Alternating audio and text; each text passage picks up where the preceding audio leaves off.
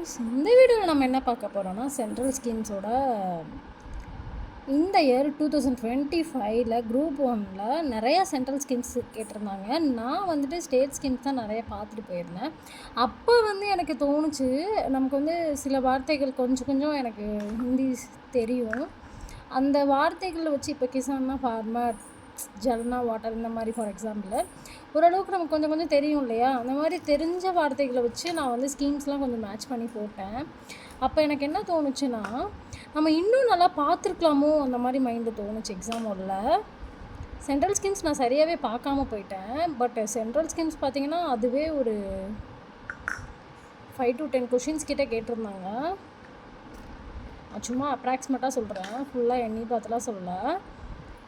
அப்போ தான் நான் நினச்சேன், கண்டிப்பாக நம்ம சென்ட்ரல் ஸ்கீம்ஸ் இன்னும் நல்லா படிக்கணும் அப்படின்னு சொல்லிட்டு சரின்ட்டு நான் இன்றைக்கி சர்ச் பண்ணிகிட்டு இருந்தப்போ எனக்கு இது கிடச்சிச்சு. யாரெல்லாம் இது பார்த்தீங்கன்னு எனக்கு தெரியல. இது ஒரு அகாடமிலேருந்து எனக்கு நான் சென்ட்ரல் ஸ்கீம்ஸ்ன்னு போட்டதுக்கப்புறம் ஃபர்ஸ்ட் அவங்க கொடுத்தது என்னென்னா, இப்போது ஒரு வார்த்தை, நமக்கு ஒரு வார்த்தைக்கு தமிழ் மீனிங் ஒரு இங்கிலீஷ் மீனிங் தெரிஞ்சுன்னா கண்டிப்பாக நம்மளால் ஒரு ஸ்கீம் இப்போது மாஸ்டர் ஃபாலோவிங்காக இருக்கட்டும், இல்லை whatever state or association என்ன வேணாலும் இருக்கட்டும், இப்போ கிசான் அப்படின்னா ஃபார்மர் பற்றி தான் சொல்ல வராங்க அப்படிங்கிற நமக்கு ஒரு ஐடியா கிடைக்கும் இல்லையா? மோஸ்ட்லி ஸ்கீம்ஸ்லாம் மேத்ஸில் தான் கேட்குறாங்க. அப்போது நான் யோசித்தது இதுதான். எத்தனை பேர் இந்த மாதிரி யோசிச்சிங்கன்னு சொல்லி கீழே கமெண்ட்டில் சொல்லுங்கள். இப்போ நமக்கு ஒரு சிலதுக்கு தான் நமக்கு ஈஸியானதுக்கு நமக்கு வார்த்தைகள் தெரியும், சிலதுக்கு தெரியாது இல்லையா? நான் யோசிச்சேன் இன்னும் நல்லா பார்த்துக்கலாம் அப்படின்னு சொல்லிட்டு. அதனால நான் இந்த ஃபர்ஸ்ட் எடுத்தோன்னே நான் என்ன வேலை பார்த்தேன்னா, இது யோஜனானா பிளானு, விகாஸ்னா டெவலப்மெண்ட்டு, இந்த மாதிரி எழுதி வச்சுக்கிட்டேன்.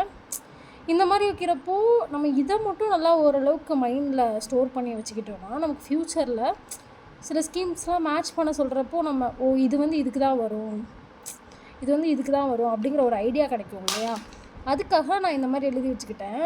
நீங்களும் வேணால் இதை எழுதி கூட வச்சுக்கோங்க, இல்லை ஸ்க்ரீன்ஷாட் கூட எடுத்து வச்சுக்கோங்க. இந்த மாதிரி டிப்ஸ் அண்ட் ஸ்ட்ராட்டஜிஸ் நிறையா நான் உங்கள்கிட்ட ஃப்யூச்சரில் இன்னும் நிறையா ஷேர் பண்ணுறேன்.